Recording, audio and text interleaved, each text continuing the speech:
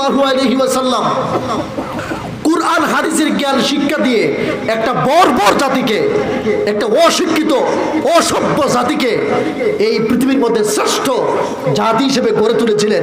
পড়ুন সুবহানাল্লাহ। রাসূল বলেছেন কি, খায়রুল কুরুনি, আমার যুগ শ্রেষ্ঠ যুগ। সুবহানাল্লাহ পড়েন।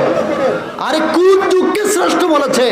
যে যুগটা পৃথিবীর ইতিহাসে সবচাইতে অসভ্য ছিল, নারীদেরকে ধরে ধরে কবরে দিত, জিন্দা জীবিত অসভ্য জাতি ছিল। এই অসভ্য জাতিকে কুরআন হাদিস দিয়ে সভ্য জাতি গড়ে তুলেছিলেন আপনার আমার নবী মুহাম্মদুর রাসূলুল্লাহ সাল্লাল্লাহু। সে ইসলামী শিক্ষায় শিক্ষিত করে একজন সাহাবীকে নক্ষত্রের চেয়ে আরো বেশি উজ্জ্বল করে তুলেছিলেন। পড়ুন সুবহানাল্লাহ। তো মাদ্রাসা শিক্ষার গুরুত্ব আছে না নাই?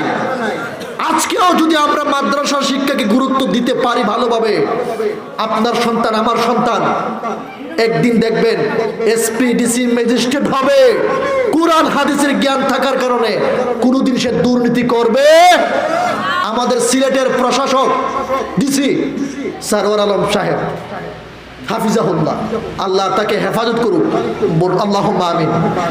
ইসলামিক জ্ঞান তার ভিতরে আছে, এই জন্য লক্ষ কোটি টাকা দিয়েও এই লোককে দিয়ে অন্যায় কোনো কাজ করানো যায় না। আছে না নাই? ঠিক আছে কিনা? দেখছেন না কতদিন আগে বললো 10 লাখ কেন, আমাকে 10 কোটি টাকা দিয়েও কিনতে পারবা না। এটা কিসের কারণে?